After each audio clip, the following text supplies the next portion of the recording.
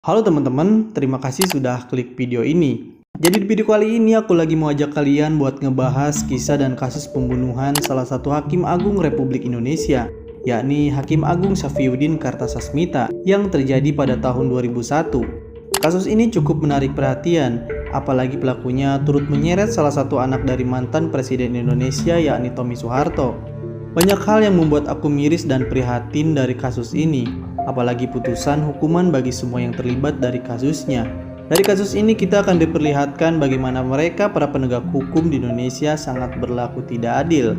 Penasaran bagaimana soal kasusnya? Langsung aja kita bahas. Syafriuddin Kartasasmita lahir pada 5 Desember 1940 di Jakarta. Ia memiliki dua orang istri. Istri pertamanya bernama Soimah yang memberikan dua orang putri dan seorang putra, dan istrinya yang kedua yakni Iwa Setiawati.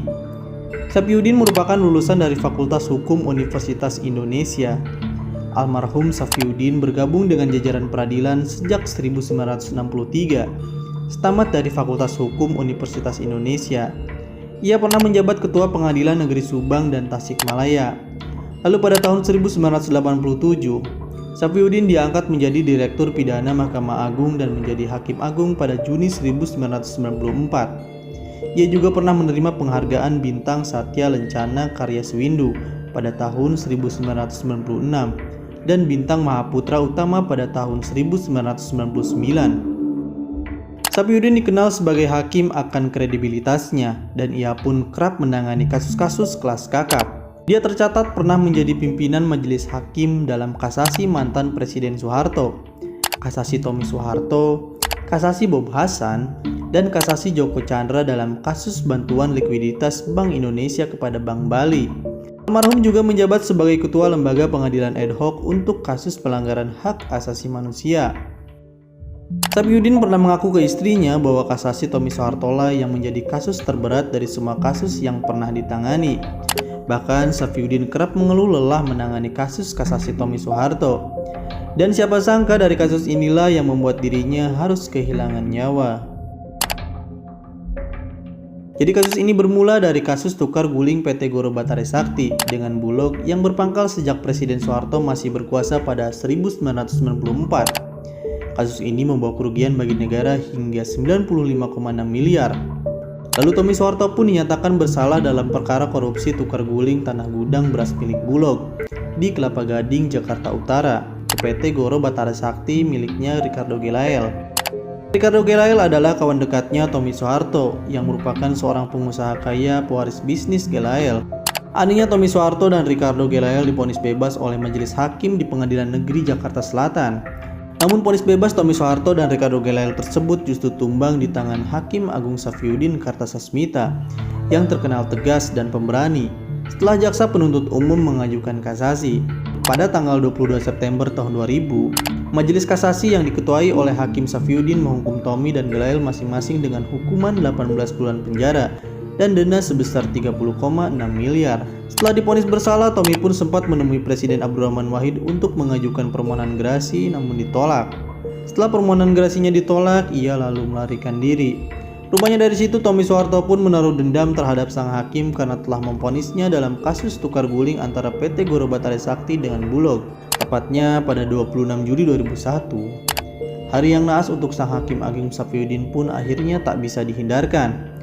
Di perjalanannya menuju kantor, mobil yang ditumpangi Syafriuddin tiba-tiba disalip oleh pengendara wrecking yang berboncengan di Jalan Pintu Air Sedang Kemayoran, Jakarta. Tak disangka pria yang dibonceng memuntahkan rentetan tembakan dari senjata FN-45 ke arah Syafriuddin. Timah panas itu pun tembus ke lengan, dada, dan rahang kanan Syafriuddin. Meskipun masih bernapas di lokasi kejadian, ia dinyatakan wafat setelah dilarikan ke Rumah Sakit Cipto Mangunkusumo, sedangkan sang sopir selamat dari timah panas.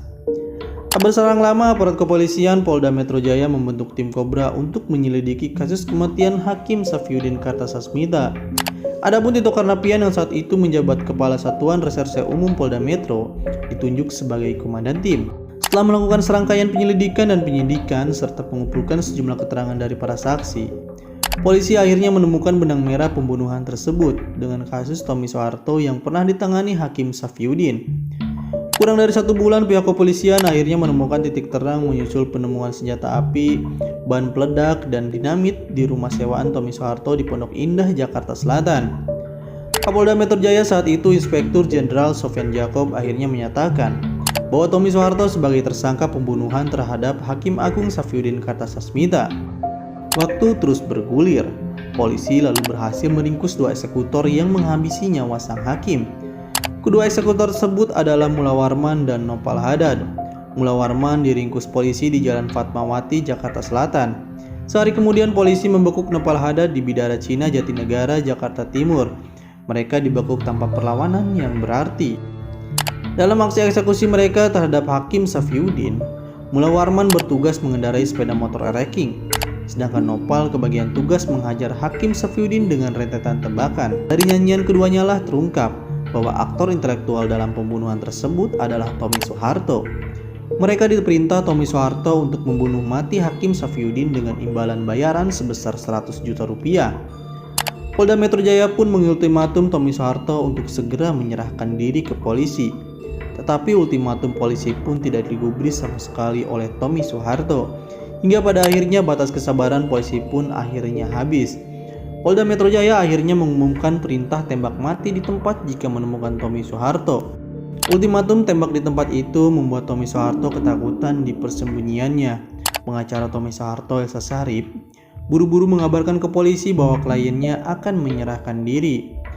Namun gerakan Tito Karnavian bersama tim Kobra lebih lincah. Tito Karnavian berhasil meringkus Tommy Soeharto di bunker bawah tanah di sebuah rumah di Jalan Maleo, Sektor 9, Bintaro, pada tanggal 28 November 2001. Saat itu, Tommy Soeharto telah mengganti identitasnya dengan nama Ibrahim.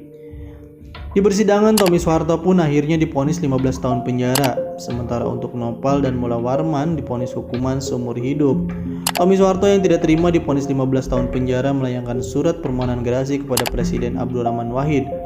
Namun permohonan gerasi Tommy Soeharto tersebut ditolak mentah-mentah oleh Presiden Gus Dur. Kemudian Tommy pun mengajukan peninjauan kembali. Ketua Mahkamah Agung Bagirmanan yang memimpin sidang PK Tommy, konyolnya malah menyunat hukumannya menjadi 10 tahun penjara. Padahal jelas dalam persidangan terungkap, Tommy terbukti menyimpan sejumlah senjata api dan bahan peledak. Selain itu, Tommy terbukti otak dari pembunuhan Safyudin. Tommy menjalani masa hukumannya di Nusa Kambangan, Jawa Tengah. Dan ada yang lebih gilanya lagi, ternyata Tommy bebas lebih cepat pada 1 November 2006 setelah beberapa kali mendapat potongan masa tahanan.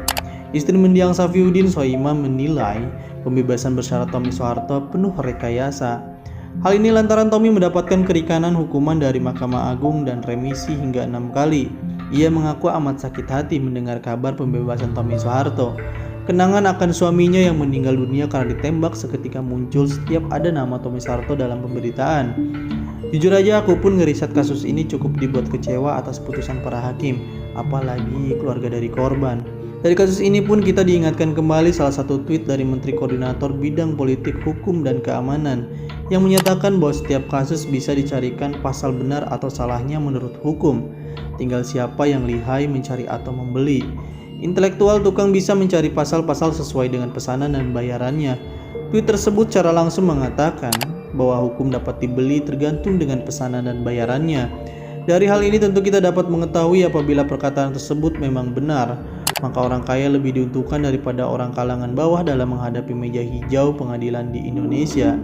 Oke lah, mungkin sampai di sini aja pembahasan kasus ini. Sampai bertemu di kasus selanjutnya.